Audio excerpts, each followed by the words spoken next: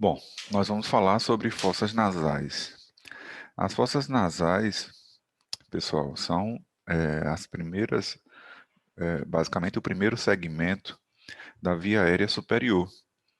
Esse segmento faz parte do sistema respiratório, de forma que a principal função das fossas nasais é a função de conduzir o ar que vai ser inspirado ou expirado. Então, é um segmento do sistema respiratório. De forma que nós temos basicamente nas nossas fossas nasais um revestimento de dois tipos de epitélio, não é?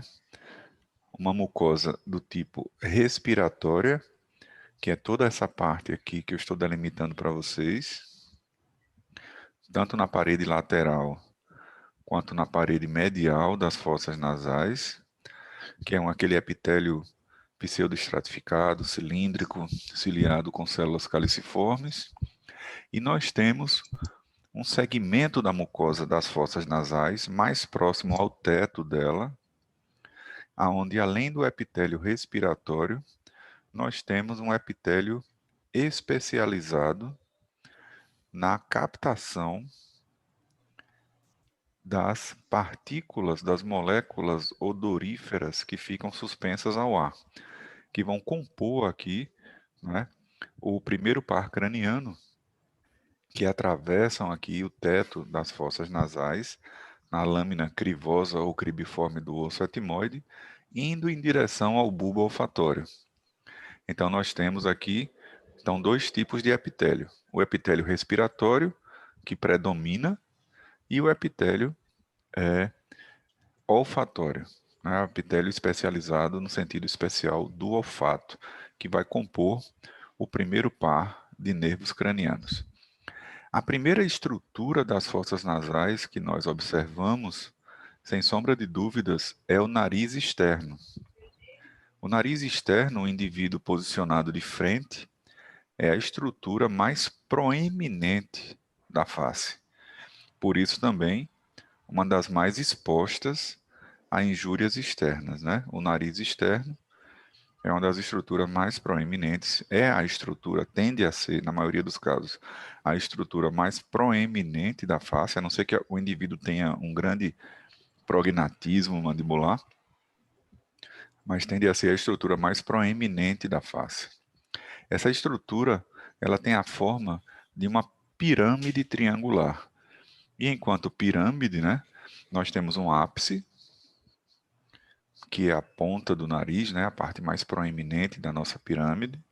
Nós temos uma base, onde nós temos nessa base a presença de dois orifícios denominados de narinas, a narina direita e a narina esquerda, separadas por uma estrutura de tecido mole mediana chamada de columela. Então, essa estrutura mediana que divide, separa a narina direita da narina esquerda, é denominada de columela. E enquanto pirâmide triangular, nós precisamos ter três faces da nossa pirâmide, né? Essas faces são a lateral esquerda, a lateral direita, né? Aqui a lateral esquerda, do outro lado a lateral direita e uma terceira face que ela é virtual. Ela não é uma face real. É como se nós removêssemos a pirâmide nasal aqui e observássemos o que está por trás dela. Não é como se fosse uma fantasia de carnaval que vem um nariz grande aderido a um óculos, né? Quando você bota o óculos, bota o nariz junto. Quando você tira o óculos, o nariz sai. Então, aquela face interna côncava seria justamente essa face da pirâmide nasal. A terceira face é a face virtual. Eu vou mutar aqui a Isis, que ela estava com o microfone aberto. Ok, então vamos lá. Vamos dar prosseguimento. No encontro dessas duas faces laterais, a face lateral esquerda e a face lateral direita, essas duas faces se fundem anteriormente, formando o que nós chamamos aqui de dorso nasal. Esse dorso nasal, vejam que ele ascende em direção à glabela, e essa região de união entre a glabela, não é, e o dorso nasal, esse ângulo, geralmente é um ângulo reentrante aqui, nessa região, nós chamamos de raiz do nariz. Raiz do nariz. E o dorso nasal tende a ser retilíneo, mas em algumas raças ele pode ser convexo, né, como os indivíduos célticos, ele pode ser côncavo, como os semitas, e ele pode ser também um dorso apenas retilíneo. Então isso tem uma característica racial, né? Se nós observarmos aqui um símbolo de estética, de beleza da antiguidade, a Vênus de Milo, né? Nós temos um dorso retilíneo, porém sem ângulo reentrante frontonasal. Então existe uma conexão direta do dorso nasal com a glabela. Isso hoje em dia não nos parece muito estético, né? Mas na antiguidade esse era o padrão de beleza, era o conceito de beleza, justamente aqui o nariz da Vênus, né? O nariz da Vênus de Milo. Aqui nós temos também a Gioconda, Mona Lisa, um nariz também com um dorso retilíneo, que se conecta diretamente à glabela, praticamente sem ângulo reentrante frontonasal. Basicamente, hoje em dia, nosso conceito de estética e de beleza está mais relacionado, um conceito mais globalizado, digamos assim, a um nariz pequeno, pelo menos enquanto o indivíduo é jovem, né? Já que o nariz cresce a vida inteira, né? Então, nariz, orelha, né? Unha, cabelo, cresce a vida inteira. Só que unha e cabelo você corta, né? O nariz não. Então, o nariz seria um nariz pequeno, com uma relação entre base nasal com as comissuras labiais, obedecendo à proporção divina, né? A lei áurea, a lei de Deus, que seria a proporção de 1 em relação às comissuras labiais para 1,61819. Obviamente que isso, o que vale é a proporção. Se o indivíduo tem uma base nasal maior, se ele tiver as comissuras labiais mais separadas, nenhum problema. O que fica estranho é a desproporção. É o indivíduo com a base nasal estreita e as comissuras labiais muito afastadas, ou o inverso, ou o inverso. Então temos aqui um exemplo de dorso nasal, um dorso nasal que tende a ser um pouco côncavo, né? Aquele nariz um pouco arrebitado, um nariz pequeno, aonde eu tenho o maior diâmetro antero-posterior das narinas. O diâmetro antero-posterior das narinas maior do que o diâmetro látero-lateral. Mas lembrando isso a vocês que quando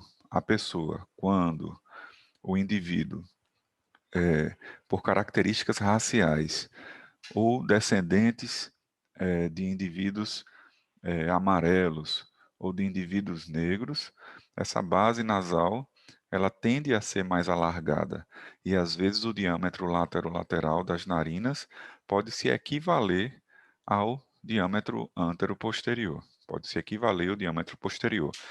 E observem aqui esse ângulo entre o nariz e o lábio superior, formando um ângulo de 90 graus, né?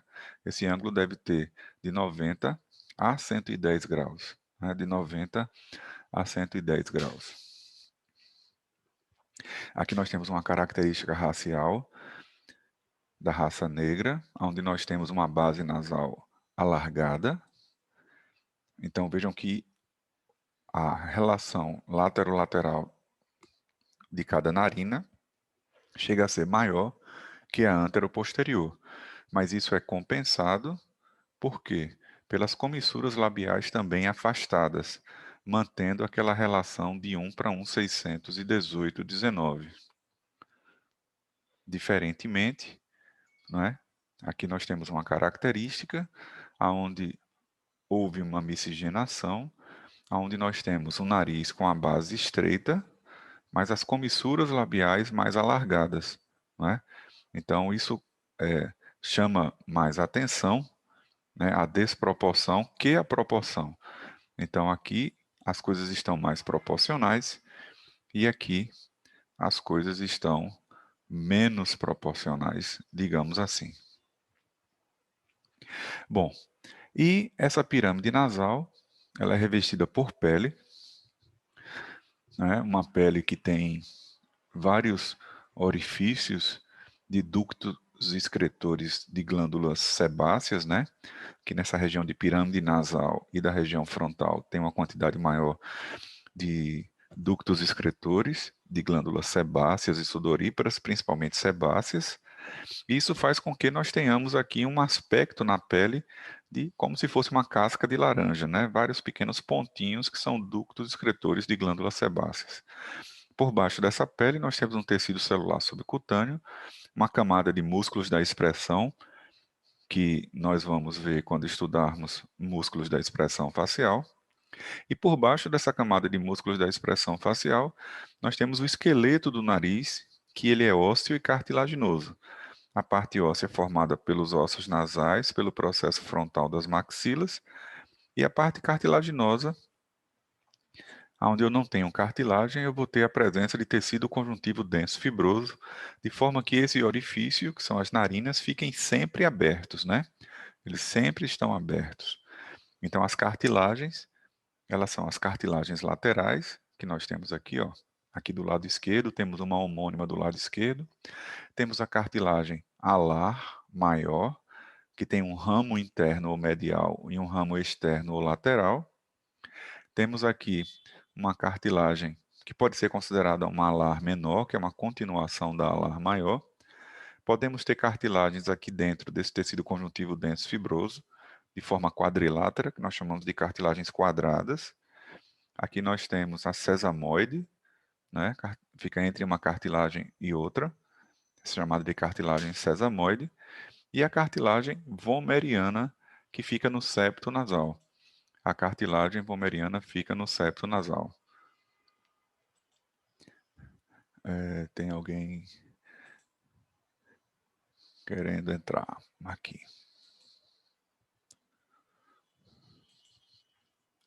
Bom, vamos lá. E então, aqui nós temos as narinas.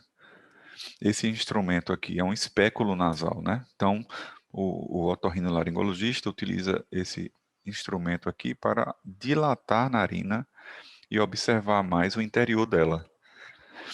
Então, quando nós observamos a cavidade nasal única, ela é dividida ao meio por duas fossas nasais, a fossa nasal direita e a fossa nasal esquerda. Cada fossa nasal apresenta um teto bem estreito, um soalho bem largo, uma parede medial, que é o septo nasal, e uma parede lateral. Na parede lateral, nós encontramos algumas reentrâncias e saliências. A essas reentrâncias, nós chamamos de meatos, e as saliências, nós chamamos de cornetos, né? As reentrâncias, chamamos de meatos, e as saliências, chamamos de cornetos, ok? E esse nariz externo, ele é ricamente vascularizado e inervado, né? O Pra pessoa- professor, Pois não? licença. Esses cornetos que o senhor falou são as conchas nasais? Isso, é um sinônimo. Certo. Sinônimo certo. Obrigado. Nada. Então, essa pirâmide nasal é ricamente vascularizada e inervada. Se você levar uma pancada no nariz, geralmente sangra muito, né? Às vezes uma pancada pequena, uma pancada de menor volume, de menor trauma, mas mesmo assim a pirâmide nasal tende a sangrar excessivamente, né? Tende a sangrar excessivamente. É uma região que é ricamente vascularizada e nervada. E as fossas nasais, elas possuem a abertura anterior, chamada de abertura piriforme, única, as aberturas posteriores, que são duas, as coanas, um teto, um soalho, duas paredes laterais e uma parede medial, que é o próprio septo nasal. Então temos aqui a abertura anterior, que é a abertura piriforme. Veja que ela é irregular cranialmente na margem livre dos ossos nasais, anfractuosa, fina e cortante, vai se tornando cada vez mais espessa, até se fundir com a sua homônima do lado oposto para formar a espinha nasal anterior. As aberturas posteriores são duas, numa visão posterior, que são as duas coanas, que são formadas cranialmente pela face inferior do corpo do osso fenóide, processo esfenoidal do osso palatino, asa do vômer, caudalmente a face superior da lâmina horizontal do osso palatino, medialmente pela porção vertical do vômer e lateralmente pela face interna da lâmina medial do processo pterigóide do osso fenóide. Isso vai formar cada uma das coanas. Aqui temos uma visão do teto das fossas nasais. Então, o teto das fossas nasais, eles começam aqui, né? Na face interna do osso nasal, espinha nasal do osso frontal, lâmina cribiforme do osso etimoide, face anterior e inferior do corpo do osso esfenoide. O soalho é formado pela articulação das duas lâminas, dos dois processos palatinos das maxilas e das duas lâminas horizontais dos ossos palatinos, formando essa sutura aqui, né, palatina mediana, que se estende da espinha nasal anterior até a espinha nasal posterior. E aqui, lateralmente, temos as suturas entre os palatinos e as maxilas. As suturas entre os palatinos e as maxilas. O principal acidente aqui nessa região, né, são esses dois orifícios que se fundem para formar o canal incisivo.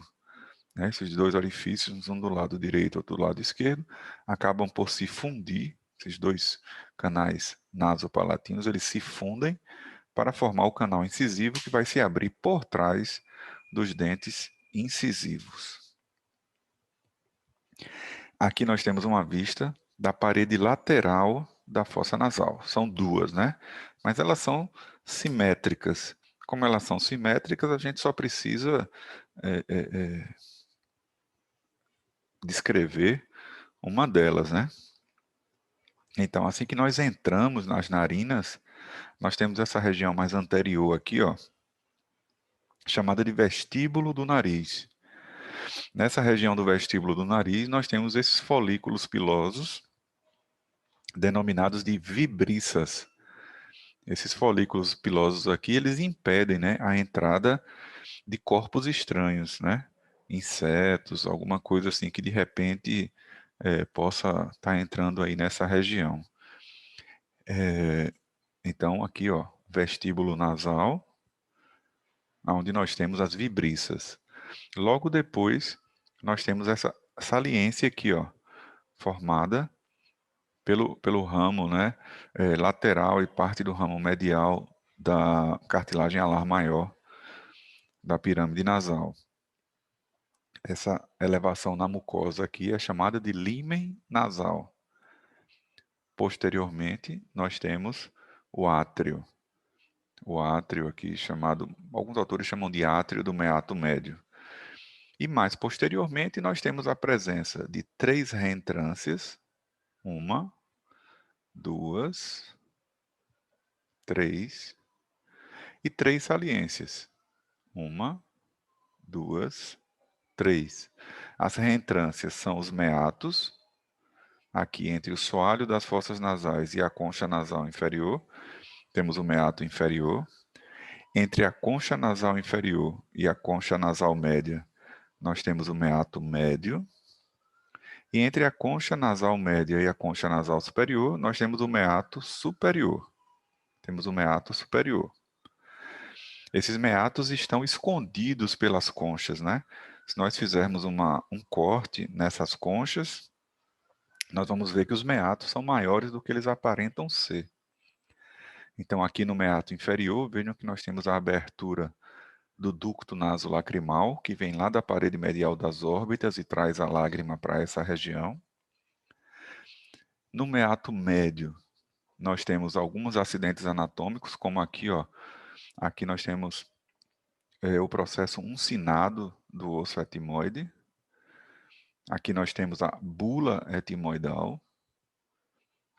E entre o processo uncinado e a bula etimoidal, eu tenho aqui essa abertura em forma de meia-lua, chamada de hiato semilunar, que nos conduz a uma cavidade chamada de infundíbulo. E veja que o infundíbulo continua-se cranialmente no ducto frontonasal para o seio frontal. Então, o seio frontal desemboca aqui no infundíbulo, aonde esse estilete aqui está passando. Desemboca aqui no infundíbulo. Aqui, nessa região do infundíbulo, essa região mais baixa aqui, tem uns orifíciozinhos aqui, é onde desemboca aqui as células aéreas etimoidais anteriores. Aqui eu tenho a bula etimoidal, aonde se abrem aqui as células aéreas etimoidais médias. E aqui embaixo, ó, essa abertura aqui é o ósteo, é o orifício de abertura do seio maxilar. É o orifício de abertura do seio maxilar. Indo para o meato superior, nós vamos ter aqui os orifícios de abertura das células aéreas etimoidais posteriores. E aqui, no encontro entre o etimoide e o esfenoide, nesse ângulo aqui, chamado de recesso esfenoetimoidal, nós temos a abertura aqui do seio esfenoidal. Isso de cada lado, né? Cada fossa nasal. A abertura do seio esfenoidal. Tudo certo até aqui, pessoal?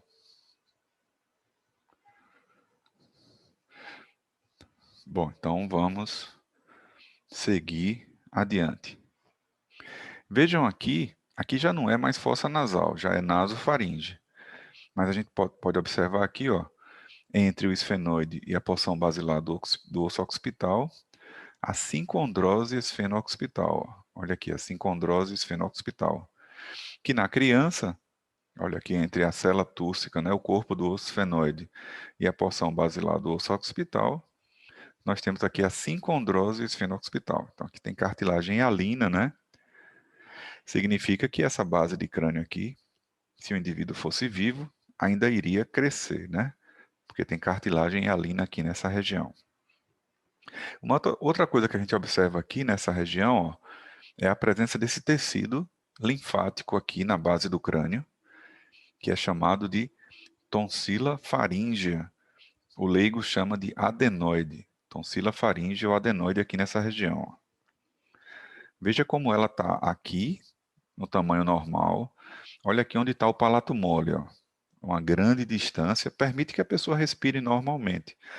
Mas no infante, né? E se a pessoa tiver alergias, ela pode crescer e até fechar essa região aqui. Nesses casos que elas precisam ser removidas. Veja aqui, ó, o palato mole, a sincondrose esfeno-occipital, e olha aqui o que eu estou demarcando, que é a adenoide. Ó. Então, a adenoide muito hipertrofiada, deixando quase nada de espaço aqui para o indivíduo respirar pelo nariz. Isso faz com que o indivíduo, né, possa se tornar um respirador bucal. E isso traz algumas consequências ruins aí do indivíduo não respirar pelo nariz, né, respirar só pela boca. Aqui só para mostrar para vocês o ducto nasolacrimal, né, que é aquele ducto que vem da parede medial da órbita, trazendo a lágrima dos pontos lacrimais superior e inferior para o saco lacrimal, e o saco lacrimal, por ação da gravidade, né, desce aqui a lágrima pelo ducto nasolacrimal para o meato inferior das fossas nasais, aqui nessa região. Então, basicamente, é como se acontecesse isso aqui, ó. Aqui a lágrima vem, viria aqui e sairia daqui. Bom, e aqui nós estamos mostrando que essa parede lateral da fossa nasal é ricamente vascularizada e inervada. Essa vascularização, ela vem basicamente dos forames, dos canais etimoidais anterior e posterior, e aqui do forame esfenopalatino, né, que vai ligar ali a fossa pitérico-palatina com as fossas nasais. Então, forame esfenopalatino, vejam aqui que a artéria nasal lateral e nasal medial, antes chamada de artéria esfenopalatina, penetra nas fossas nasais através desse forame aqui, chamado de esfenopalatino. A inervação que vem para essa região, ela é uma inervação mista, né? Nós temos aqui próximo ao teto, aqueles nervos que vêm do bulbo olfatório, que vão pegar aqui a questão do sentido especial da gustação, do olfato, desculpem, do olfato aqui nessa região. A inervação sensitiva, que vem aqui pelo forame etimoidal anterior, né, pelo ramo aqui do nervo trigêmeo. E a inervação simpática e parasimpática, que vem aqui da fossa pitérico-palatina, né, vem através do nervo maxilar, do trigêmeo, e dos ramos pós-ganglionares do gânglio pitérico-palatino ou de Meckel, que é do nervo facial. O que vem do nervo maxilar vai dar inervação sensitiva, e o que vem do gânglio pitérico-palatino vai dar a inervação simpática e parasimpática, né?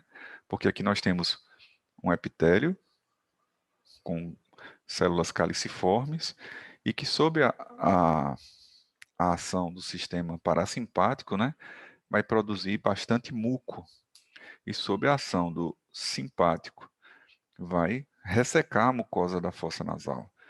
Vai ressecar a mucosa da fossa nasal. Então, nós temos inervação aqui simpática e parasimpática, ou seja, autônoma, né? Uma inervação autônoma também aqui nessa região. A parte óssea da parede lateral das fossas nasais, formada por ossos que vocês já conhecem, que já estudaram. Processo frontal das maxilas, concha nasal inferior, lacrimal, o etimoide formando a concha nasal média e a concha nasal superior. Aqui o etimoide também formando aqui o nosso processo uncinado. Aqui temos a lâmina vertical do palatino, né, a face interna da lâmina vertical do palatino, formando aqui, quando articulado com a base do crânio, o forame esfenopalatino, e a face medial da lâmina medial do processo pterigóide do osso esfenoide. Aqui, como podemos observar.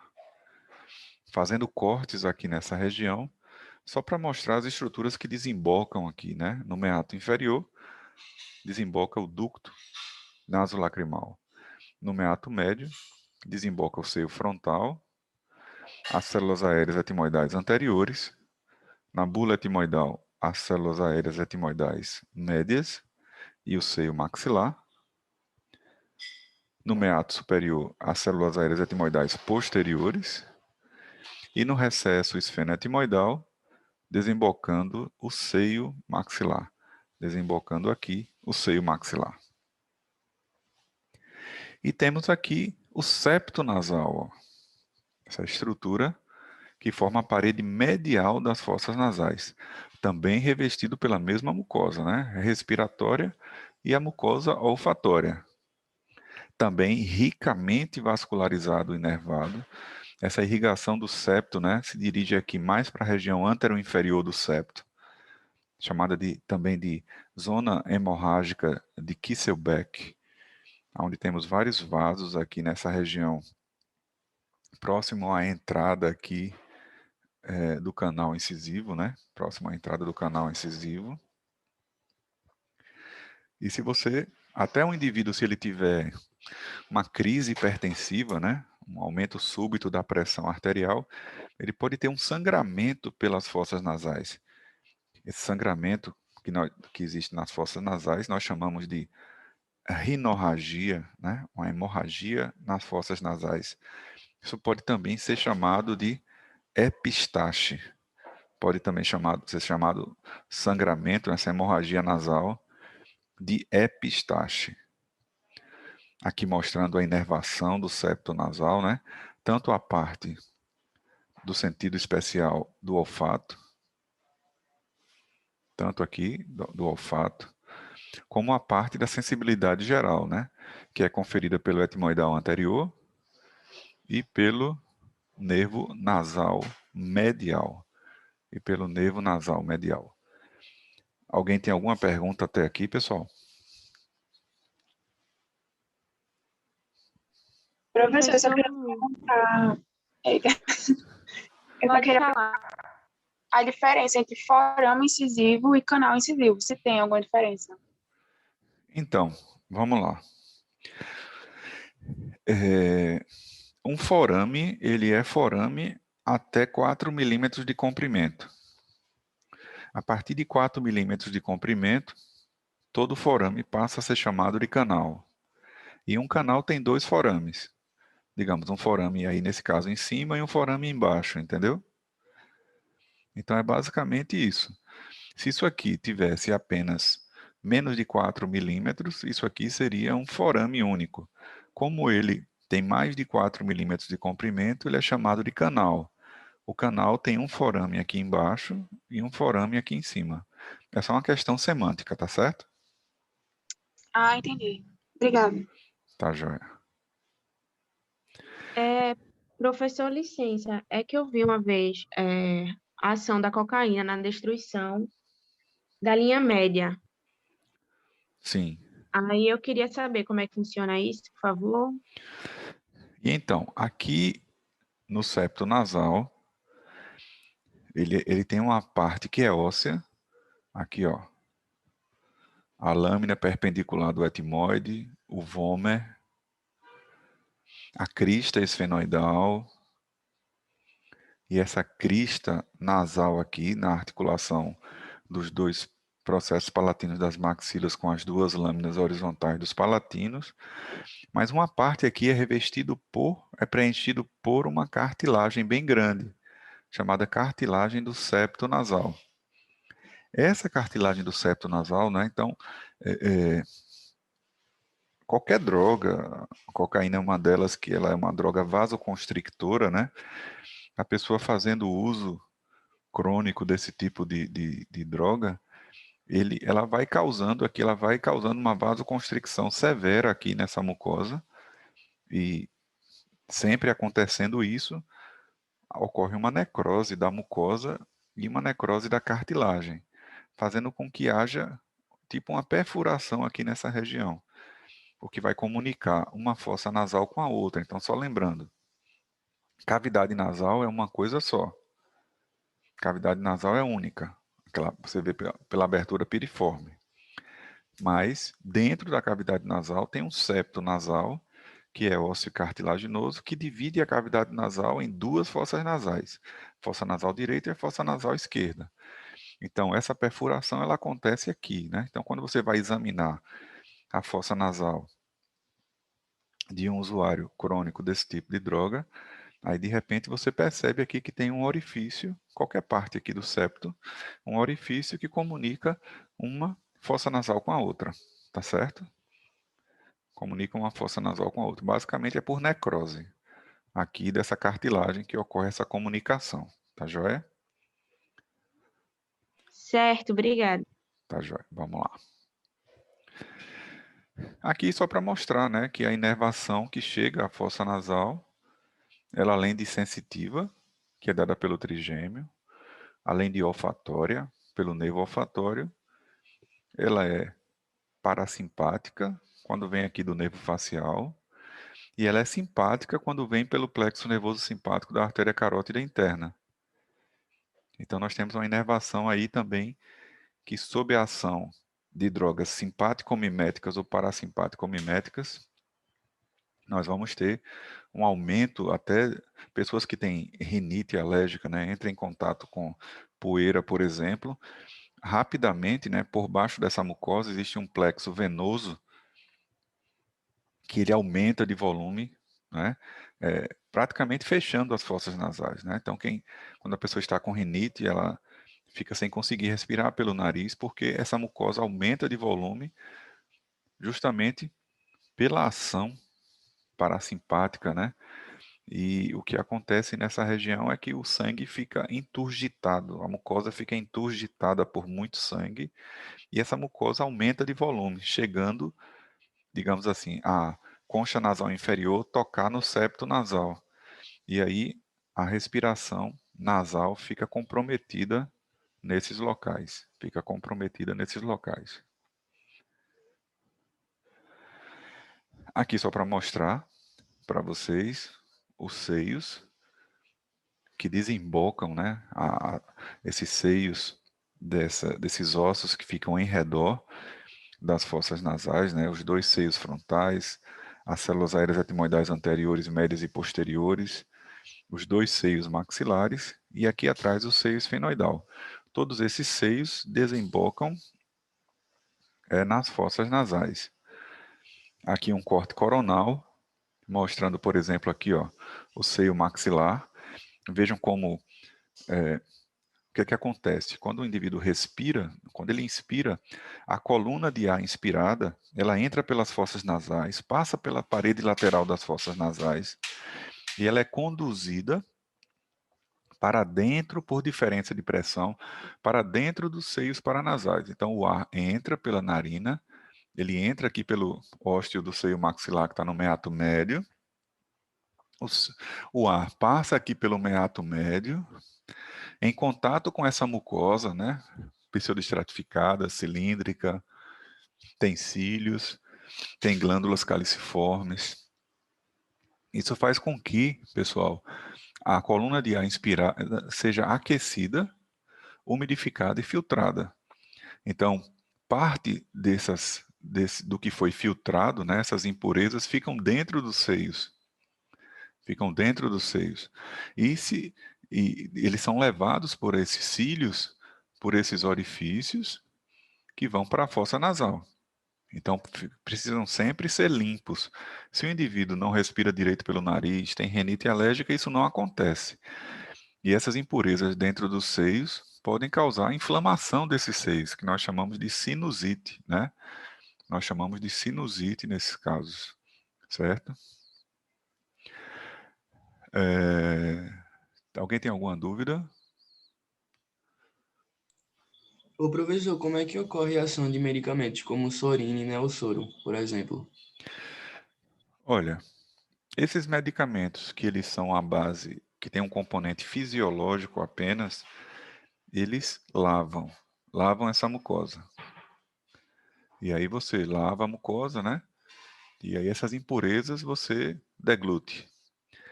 E esses medicamentos que têm agentes vasoconstrictores, aí como noradrenalina e tudo mais, que inclusive é considerado doping, né, em competições assim, eles têm uma ação do sistema nervoso autônomo, da porção simpática.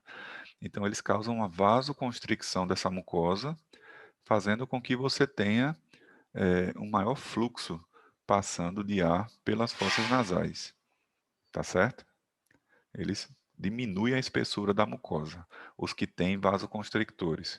Os que são só solução fisiológica, eles lavam a mucosa, tá certo? Deu para entender? Deu? Obrigado.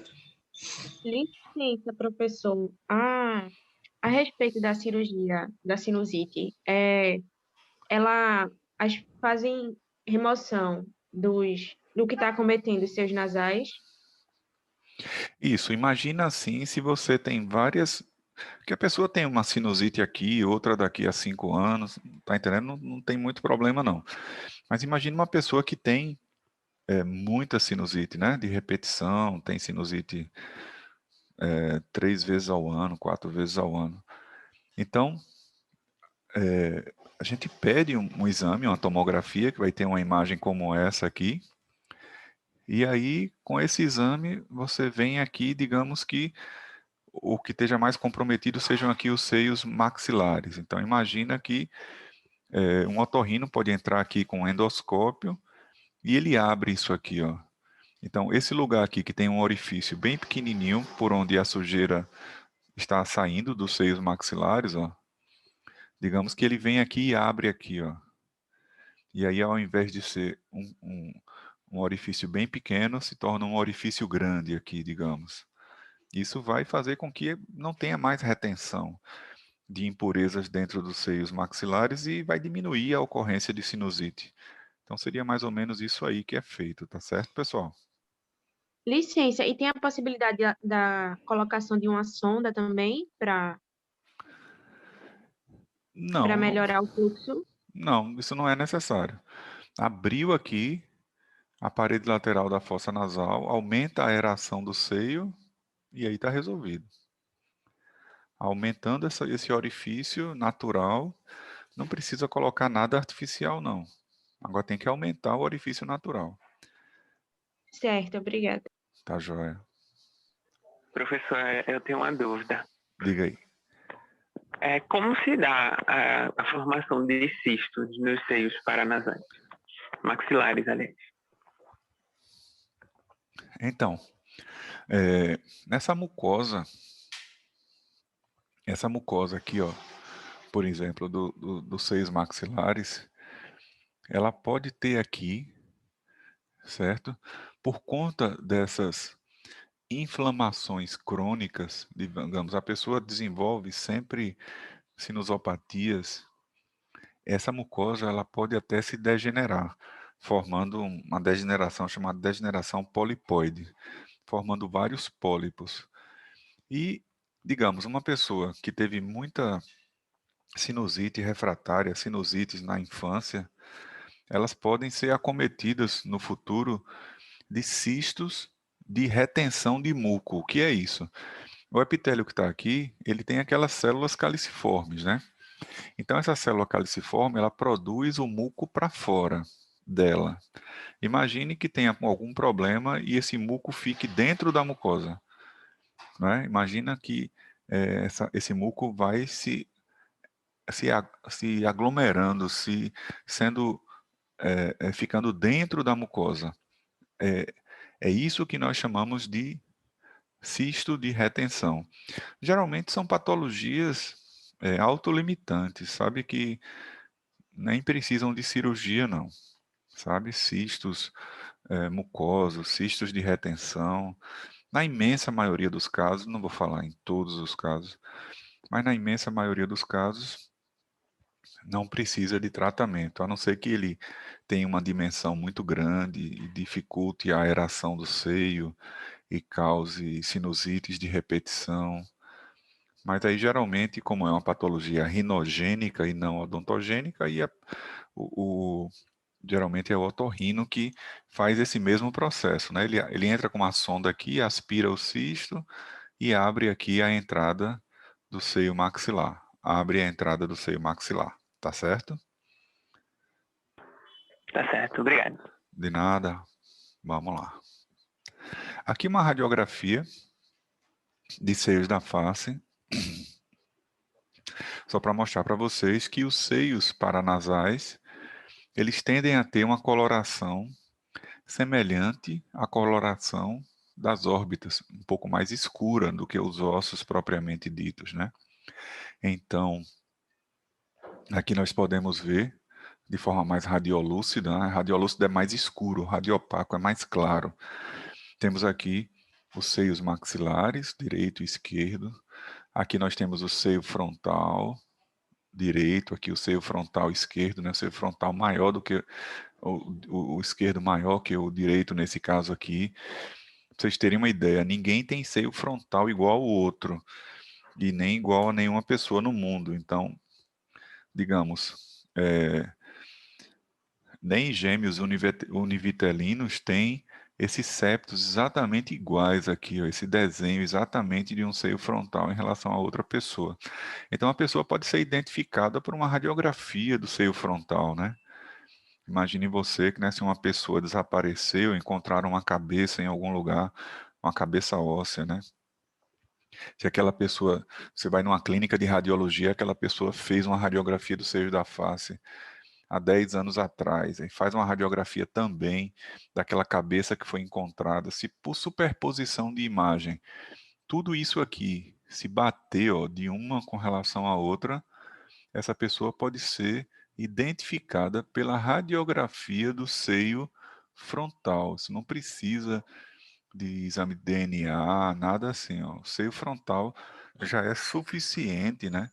A superposição do seio frontal já é suficiente para identificar um indivíduo, né? Já o seio maxilar, não. Esse é mais, ele tem menos acidentes anatômicos no seio interior. Quando nós nascemos, pessoal, nós temos praticamente só o seio frontal e maxilar. Cada um é do tamanho de uma gota, ó, uma gotazinha. Quando a gente vai crescendo, né, respirando pelo nariz, esses seios vão crescendo, né, vão aumentando, vão se pneumatizando, vão ficando maiores. Uma pessoa que respira só pela boca, ela tende a ter a face mais estreita e ela tende a ter o rosto mais estreito, ela tende a ter os seios paranasais menores. E uma pessoa que respira, tem uma respiração mista, respirando bem pelo nariz e pela boca, essa pessoa tende a ter os seios mais bem desenvolvidos. E a face da pessoa não é estreita, ela é uma face normal, né? Passa a ser uma face mais normal.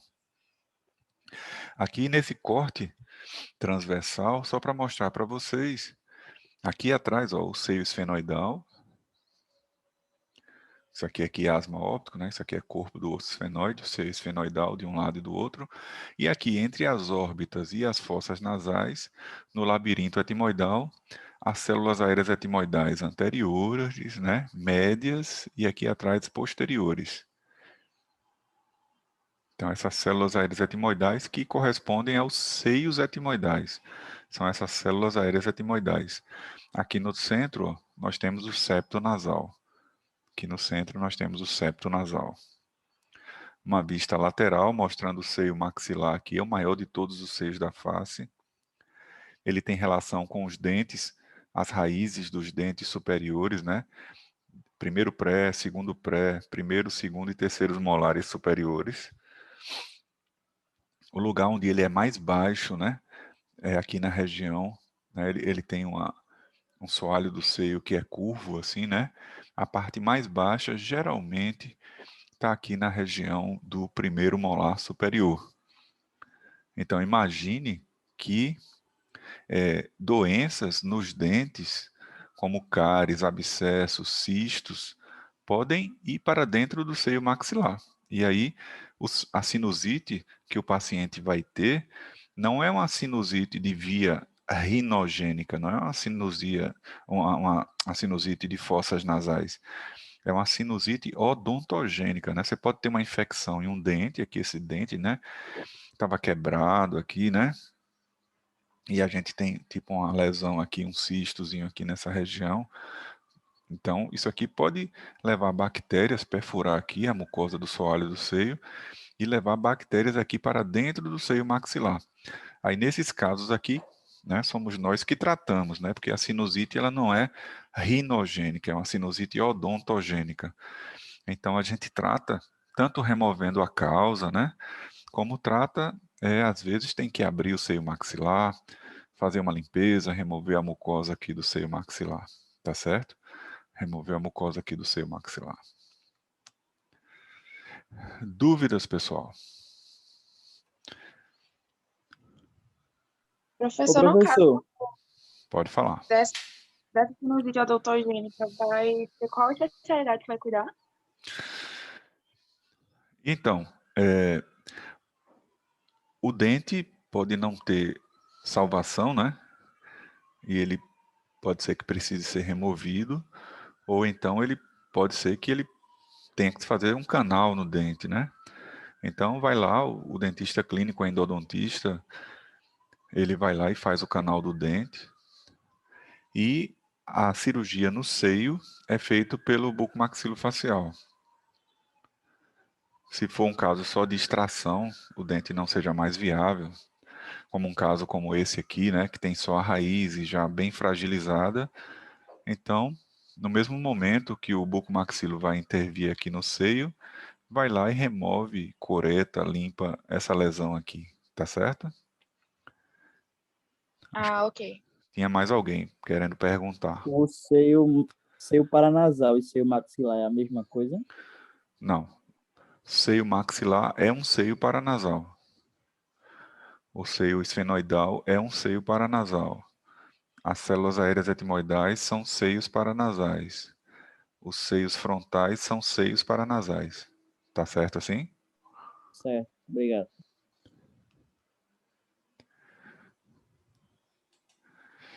Mais alguma dúvida aí, pessoal? Eu queria pedir uma coisa para o senhor. Teria como mandar os slides dessa aula? Ou não?